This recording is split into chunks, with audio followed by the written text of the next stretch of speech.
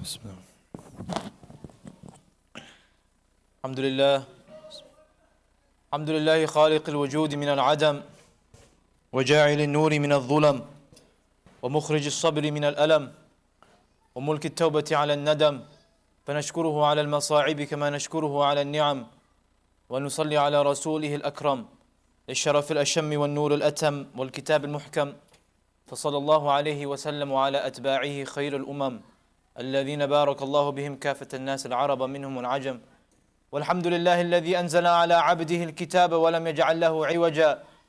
والحمد لله الذي نحمده ونستعينه ونستغفره ونؤمن به ونتوكل عليه، ونعوذ بالله من شرور أنفسنا ومن سيئات أعمالنا، من يهده الله فلا مضل له ومن يضلله فلا هادي له، ونشهد أن لا إله إلا الله وحده لا شريك له، ونشهد أن محمدا عبده ورسوله أرسله الله تعالى بالهدى ودين الحق ليظهره على الدين كله وكفى بالله شهيدا، فصلى الله عليه وسلم تسليما كثيرا كثيرا. ثم أما بعد، فإن أصدق الحديث كتاب الله، وخير الهدي هدي محمد صلى الله عليه وسلم، والشر الأمور محدثاتها، وكل محدثة بدعة، وكل بدعة ضلالة، وكل ضلالة في النار. قال الله تعالى في القرآن الكريم بعد أن أقول أعوذ بالله من الشيطان الرجيم: يا أيها الذين آمنوا اتقوا الله حق تقاته ولا تموتن إلا وأنتم مسلمون. يا أيها الناس اتقوا ربكم الذي خلقكم من نفس واحدة وخلق منها زوجها وبث منهما رجالا كثيرا ونساء، واتقوا الله الذي تساءلون به والأرحام إن الله كان عليكم رقيبا. يا أيها الذين آمنوا اتقوا الله وقولوا قولا سديدا يصلح لكم أعمالكم ويغفر لكم ذنوبكم، ومن يطع الله ورسوله فقد فاز فوزا عظيما. How do we define ourselves in today's society? A lot of times our young ones growing up, and even the older ones now, they look at the media, they look at what's going on around them, and they ask themselves, how am I worth, or what am I worth to those around me? How do I find my self-worth? How do I look at people and see how much they're worth? And through trying to find our self-worth, our self-value, to define things that are in front of us, to see the value in things, we look at it with a perception that's in our head, whether it's an external or internal look. But the Prophet Muhammad sallallahu alaihi wasallam, he taught all his Sahaba and always was constantly teaching the Sahaba. And when he taught the Sahaba, consequently it means that he's teaching us. Whatever he taught the Sahaba, we learn from it. And we try to apply it and implement it into our lives. So one time the Prophet Muhammad sallallahu alaihi wasallam, he always wanted to teach the Sahaba and always wanted to teach us that we have to be a nation or an ummah that looks into depth. We don't focus on the external, and we are not fooled or deceived by the external form. Rather, we are individuals and a community that look internally. And before we make any judgments or pass any judgments, we try to look internally and find value within there instead of the external. And to further explain what external and internal means in terms of form, I want to tell you about an incident of the Prophet Muhammad sallallahu alaihi wasallam. And when I say sallallahu alaihi wasallam, what do we have to say? Sallallahu alaihi wasallam. That one time there was a man named Zahir, and he was a companion of the Prophet. But he didn't live in Medina, Zahir. He lived outside of Medina. So any time he used to come into Medina, it only used to be to trade goods, to do his trade. He used to come to the market, and that's where the Prophet ﷺ used to see him. Prophet Muhammad ﷺ loved Zahir so much. He loved him a lot. Yeah? So one time, Zahir was in the marketplace, and a little information about Zahir, he wasn't the best looking man. He wasn't the best looking man. He didn't have a lot of money. He was average looking man, mashallah. No, not the best, but mashallah, Allah created us the best way we can. But when the Prophet Muhammad sallallahu alaihi wasallam saw him, and he saw him from the backside, so Zahir, just imagine this is the marketplace. The Prophet sallallahu alaihi wasallam is walking around the market, trying to inspect and trying to mingle with the people. He saw Zahir, he saw his back, and what happened? What he did was he went and he hugged him from the back. He hugged Zahir from the back. Now what happened was, when someone hugs us from the back and we don't know, this is the marketplaces, it's hustle and bustle. We don't know what's going down over here. So when someone grabs you from the back, immediately you're like, who's trying to grab me? Right? Unless you're at home and your mom's home or something. But in the public area, if someone grabs you from the back, you get a little startled. So he tried to shake him off. But then when Zahir realized it was Prophet Muhammad sallallahu alaihi wasallam, he leaned back into the Prophet sallallahu alaihi wasallam. Right? And Prophet sallallahu alaihi wasallam, in this beautiful incident with Zahir, he was hugging him. Just imagine, can you imagine with me? He's hugging Zahir in the marketplace and he says, "Man yashtari hadha al-abd?" Who wants to buy this slave? He's joking around with him. Who wants to buy this slave? Zahir is a free man, but he's calling out like it's a slave auction. Who wants to buy this slave? Right? And then Zahir says something that the Prophet ﷺ takes seriously. Prophet ﷺ is joking around. He says, who wants to buy this slave? Who wants to buy this slave? And then Zahir says, Ya Rasulullah, إِذَا تَجِدَنِي كَاسِد. إِذَا تَجِدَنِي كَاسِد. Ya Rasulullah, if I was actually for sale, I wouldn't be worth much. I'm not that good looking. I don't have a lot of money. I'm not worth a lot. I'm not going to be worth a lot of money. I'm kasid, meaning that kasid in Arabic it's not going to sell quickly. It's not popping. It's not, it's not like on demand. That's what Zahir was referring himself to. I'm not someone that if I were to put on the market or if I were to be on sale, no one would buy me. You see how Zahir's mentality or his perception on himself, on his self-value was on his external looks. He knew he wasn't the best looking man. He knew he didn't have the most money. So he said to the Prophet, I'm not worth much, Ya Rasulullah. But what did the Prophet Muhammad sallallahu alaihi wasallam respond to this?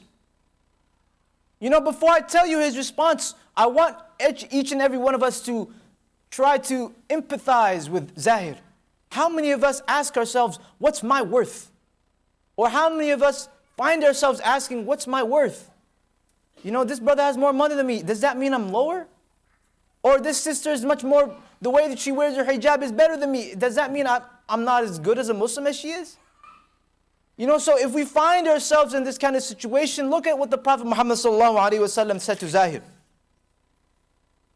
When Zahir said, Ya Rasulullah, إِذَا تَجِدَنِي كَاسِد, I'm not worth much. Prophet sallallahu alaihi wasallam turned him around and looked at him in the eye and he said, بَلْ أَنْتَ عِنْدَ اللَّهِ غَالِي. Allahu Akbar. The Prophet ﷺ, he knew what Zahir was thinking of. He knew how Zahir was thinking. And he changed that. And he said, بَلْ أَنْتَ عِنْدَ اللَّهِ. No, Ya Zahir. With Allah, to Allah, أَنْتَ غَالِي. You're the most priceless thing. You are the most priceless thing. So do you know how the Prophet ﷺ, look how he brought Zahir from an external perception to what is internal, because Zahir internally was a beautiful man. Right? And that is what Allah subhanahu wa ta'ala tells us to look upon. And what the Prophet Muhammad ﷺ tells us to look upon. And in this instant, the Prophet ﷺ is telling us or teaching us, don't find your self-value in terms of your friends or in the eyes of society.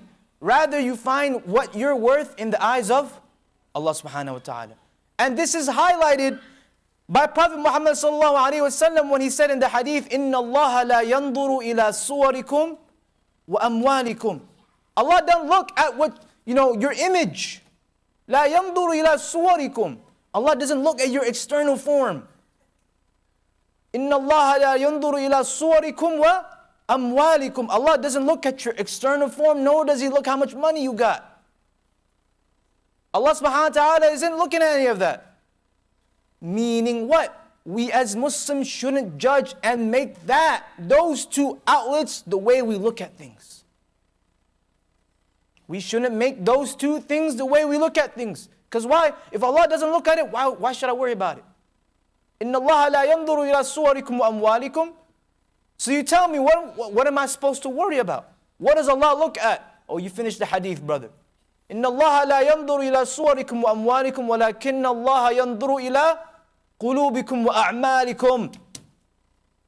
Allah looks at two things. He looks at your heart and He looks at your deeds.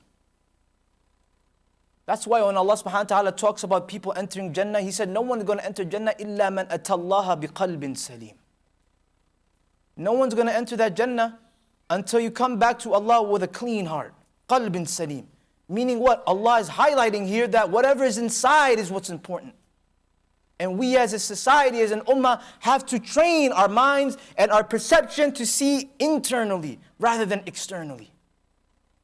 And here I'm not just talking to the young kids, but also to the adults. How many times have we find ourselves looking at a brother or sister and they don't look the best Muslim and we judge them immediately? And how many times we look at a brother who mashallah looks pious, the kufi's on right, and the thobe is nice and iron, but he may be the worst of them among the musalla. We cannot be shallow and only look for the external, rather we have to make the effort to look internally. Another example of the Prophet Muhammad ﷺ teaching the Sahaba radiallahu anhum. You know, one time the Prophet ﷺ was sitting with some Sahaba radiallahu anhum, and مر رجل من فقراء القوم من فقراء المسلمين.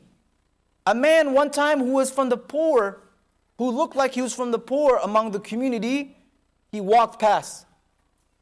And the Prophet ﷺ, he wanted to teach the Sahaba a lesson. Not in a bad way, but in a nice, loving way. He says, مَا تَقُولُونَ فِي هَذَا? He says, what do you say about that man? And the Sahaba radiallahu anhum, they gave their opinion. إِنَّ رَجُلًا مِنْ فُقَرَاءِ الْمُسْلِمِينَ. He said, this the man that you just pointed by, Ya Rasulullah, he's from the, he's from that part of the community.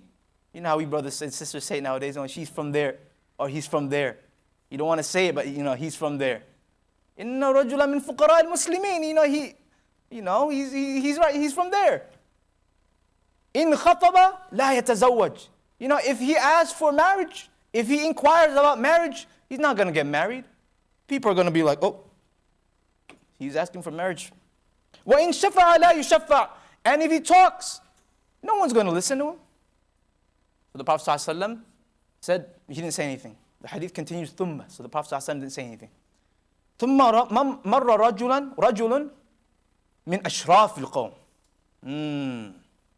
Now walked a man that was from the honorable of the people. Well, he looked like from the honorable from the people. And the Prophet ﷺ said, مَا تَقُولَنَ فِي هَذَا? He said, what do you think about that man? And the Sahaba radiallahu anhum, they gave him their opinion. Oh, when we meet someone who's mashallah famous, you know how we sometimes we try to see like, oh yeah, I know him. He's my brother's sister, cousin, thing. But I'm related to him.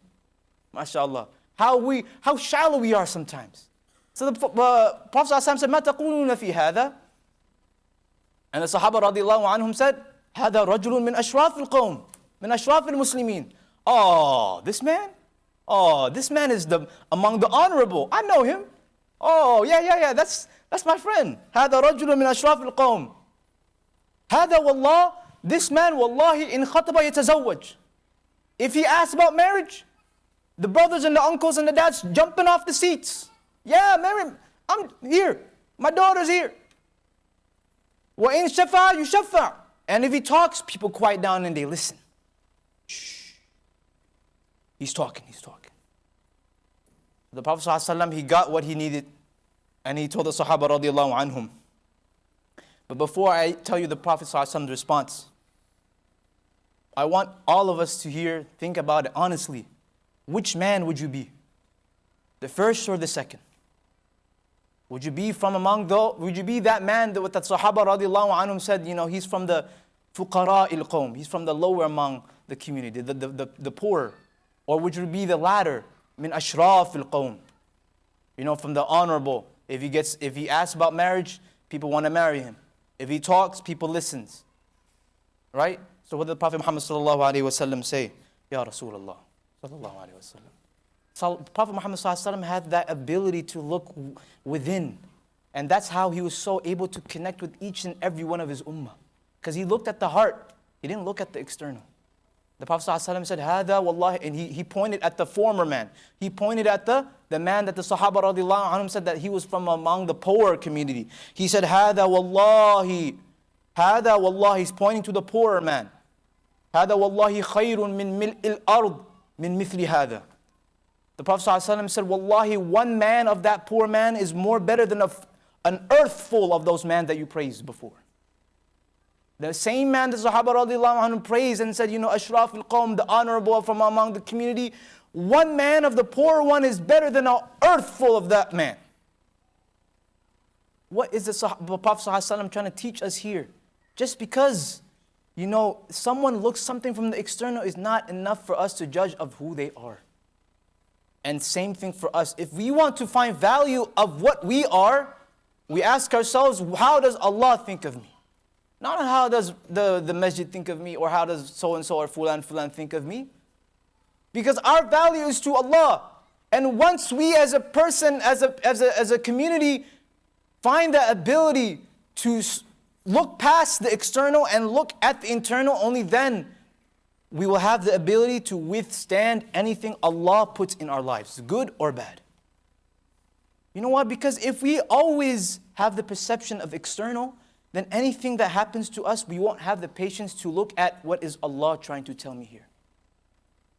Because whatever happens to us in our lives, Allah ordained it to happen, and ultimately it is good for us. But only those that can look within, only those that can look beyond the external, have the ability to say, yes, this is good for me. So when we get to that stage, we will have the strength, the mental and the psychological strength to say, whatever happens to me, Allah got me, because I know there's hikmah within. May I ask Allah subhanahu wa ta'ala to make us among them. قولوا قولي هذا واستغفر الله لي ولكم ولسائر المسلمين فاستغفروا إنه الغفور الرحيم.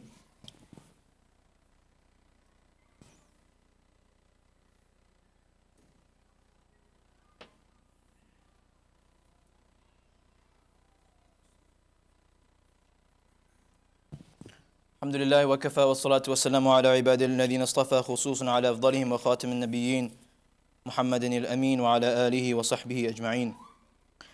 Now the problem is sometimes, I have about 2 more minutes here. The problem is sometimes, what happens if we don't take on this? What happens if we keep on focusing on the external and we don't look internally? We don't learn how to shift our perspective, our focus into something that's internal. Well, one of the 2 things happen. Either one happens. We fall into the scale of either narcissism, or depression. Now, narcissism, what is narcissism? It's when someone is obsessed with themselves and thinking that they're the best. They're so obsessed in themselves, meaning they're literally in love with themselves, that they think they're the best and no one can topple them. And they think they're the best. And the other side of the scale is depression. No one likes me, and I'm sad that no one likes me.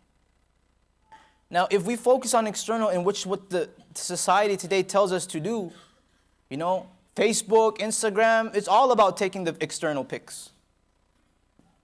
Right? The society pushes us to look good externally, but if you're a mess inside, it doesn't matter if you can cover it up from the outside. This is what the society teaches us today, which is why you have a lot of narcissistic individuals who think that they're better than anyone else. And at the same time, you have depression rates rising because no one likes my external looks. I'm not getting that validation from people based off my external looks, but Islam is so beautiful, and it tells you to look within. That no one, even how beautiful they are on the outside, you can't tell on the inside. So if you're beautiful on the inside, right, then you can be happy with that.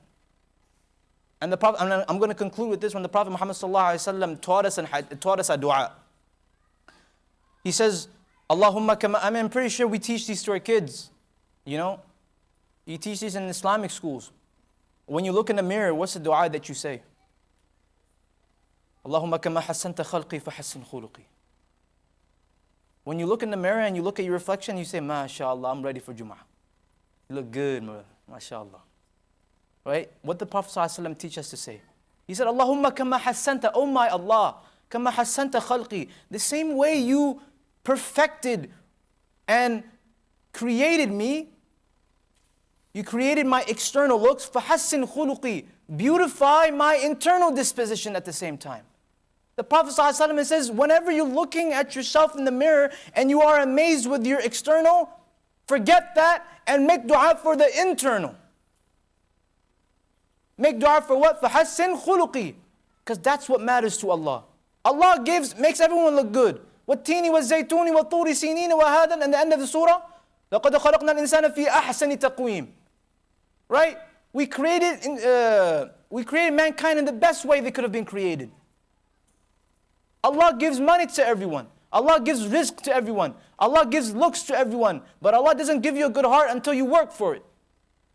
Which is why Prophet ﷺ said, Allahumma kama hassanta khalqi. So whenever you feel good, and I'm not saying it's haram to feel good, but mashallah, we need to beautify ourselves. But at the same time, we never forget to beautify what's more important, which is our heart and what's inside.